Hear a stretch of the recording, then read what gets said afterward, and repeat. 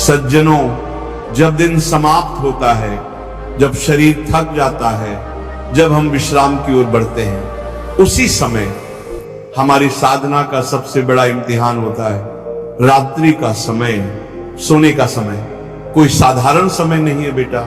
ये वो समय है जब आत्मा या तो प्रभु में लीन हो सकती है या विषय विकारों में पूर्णतः डूब सकती है। और यही वह समय है जहां उपासक बहुत बड़ी भूल कर बैठता है। सोने से पहले मोबाइल लेकर लेटना, कोई वीडियो देखना, कोई गंदा दृश्य देख लेना या कोई प्रपंच की बात मन में दोहराना, यही से शुरू होता है आत्मा का पतन। प्यारे बच्चा, भगवत भजन का सार एक ही है, मन को प्रभु में लगाना। लेकिन जब रात्रि में आप विषय दृश्य देखते हो तो आप मन को विषयों में डुबो देते हो। मोबाइल ये कोई छोटा यंत्र नहीं है, यह आज के युग का सबसे बड़ा विषय बीज बन चुका है, जिसमें सारी दुनिया की वासना छुपी है, जो एक क्लिक में आपको नरक तक पहुंचा सकता है। रात्रि में मोबाइल का प्रयोग मानो स्वयं अपने हाथों से अपनी भक्ति, अपना ब्रह्मचर्य, अपना वैराग्य, अपनी एकाग्रता सबको जलाने जैसा है। प्रेमी आत्माओं, शास्त्र कहते हैं, सोते समय का चिंतन जागने के समय की दिशा तय करता है। यदि सोते समय कोई गंदी चेष्टा हो गई तो न सिर्फ रात बल्कि अगली सुबह, अगला दिन, अगला हफ्ता सब नष्ट हो जाएगा। और अगर उस समय भी आपने नाम स्मरण किया तो 6 घंटे की वह नींद 6 घंटे की निशा साधना बन जाएगी। सोचो बेटा, तुम मृत्युशैया पर जा रहे हो, तुम्हें पता नहीं तुम सुबह उठोगे या नहीं, तो आखिरी क्षण में क्या देखना चाहिए? मोबाइल की स्क्रीन या श्री जी का स्वरूप? तुम क्या देखना चाहते हो? श्री राधा रानी की छवि या किसी विषय दृश्य की छाया? मन बड़ा चंचल है प्यारे भक्तों। रात्रि का समय आते ही वह पूछता है, कुछ देख ले, कुछ सुन ले, कुछ सोच ले। लेकिन उस समय जो अपने मन को नाम में बांध लेता है वही सच्चा साधक है। जब कोई मन में राधा राधा गाता हुआ सोता है कि उसे वही राधा मिलती है।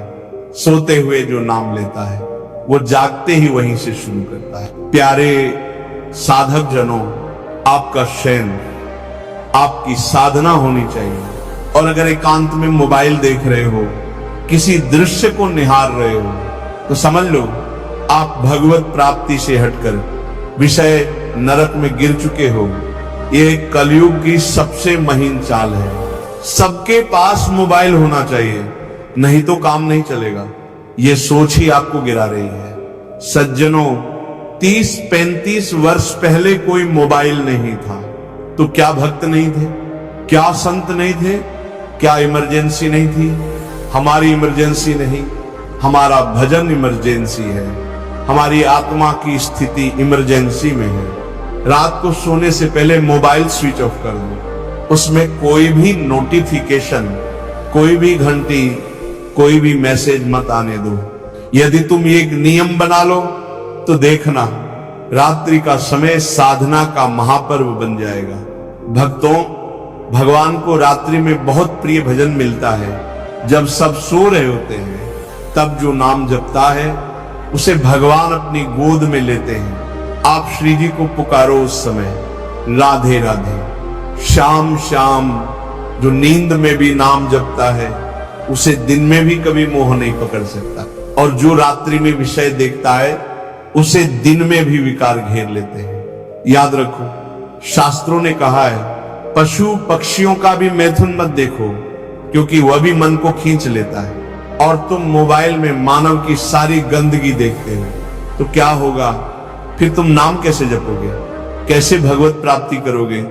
प्यारे साधकों, जिसका राग समाप्त हो गया है, जिसका मन अब किसी व्यक्ति, वस्तु, विषय से आकर्षित नहीं होता, वही वैराग्यवान है और वही भगवत तत्व में प्रवेश करता है। तुम विषय नहीं देखोगे तो एक दिन प्रिया जी की छवि दिखेगी, लेकिन यदि तुम्हारा मन मोबाइल पर ही अटका रहा तो समझ लो तुम्हें लाख जन्मों तक कुछ नहीं मिलेगा। भजन प्रेमियों, ब्रह्मचर्य ही वह अस्त्र है जो साधक को हर युद्ध में विजयी करता है। ब्रह्मचर्य, हर इंद्रिय को प्रभु में लगाना, आंखें श्री जी को देखें, कान हरिवाणी सुने, नाक श्री विग्रह के पुष्पों की गंध ले, जिह्वा नाम जपे, हाथ सेवा करे, और जो ऐसा ब्रह्मचर्य चलता है उसका चेहरा तेज से दमकता है, उसका शरीर हल्का होता है, मन प्रसन्न होता है, जीवन सुंदर हो जाता है। और जो रात्रि में गंदी चेष्टाओं में डूबा रहता है उसका चेहरा मलिन हो जाता है, शरीर भारी होता है, मन डिप्रेशन में चला जाता है, भजन छूट जाता है। बेटा, एक बार विषय को जीत लो, भगवान को पालोगे, एक बार जलन को सह लो, भगवत प्राप्ति की तृष्णा जाग जाएगी। पर अगर तुम उस जलन को गंदी चेष्टा से शांत करोगे तो वो तृष्णा कभी प्रकट नहीं होगी। रात्रि का समय है, तप का समय, त्याग का समय, भजन का समय। अब और मत गिरो, अब नाम में लगो। रात तुम्हारी मृत्यु भी हो सकती है या भगवत प्राप्ति का पहला चरण भी। राधे राधे कहकर सो जाओ तो शायद राधे के पास उठो। सोने से पहले मोबाइल छोड़ो, नाम पकड़ो। यही है सच्चा मार्ग, यही है चेतावनी।